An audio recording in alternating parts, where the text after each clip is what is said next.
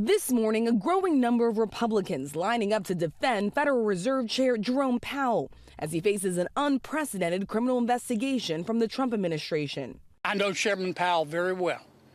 I will be stunned. I will be shocked if he has done anything wrong.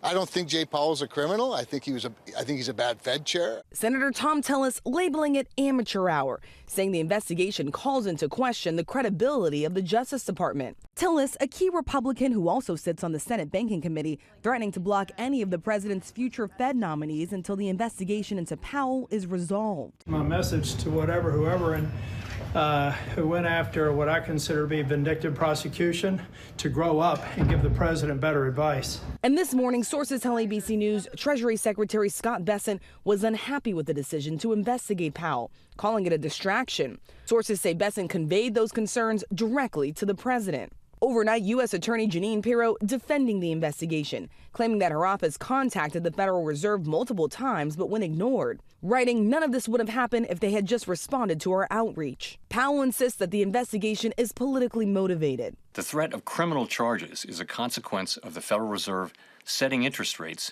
based on our best assessment of what will serve the public, rather than following the preferences of the president.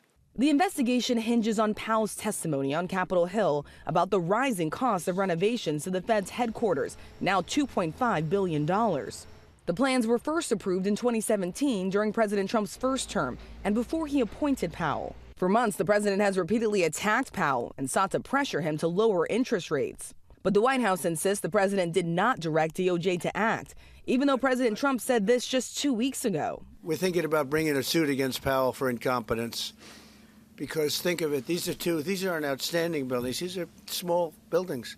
In a joint statement, all of the living former Fed chairs, appointed by presidents of both parties, calling the DOJ investigation an unprecedented attempt to undermine the Fed, calling its independence and the public's perception of that independence critical for economic performance.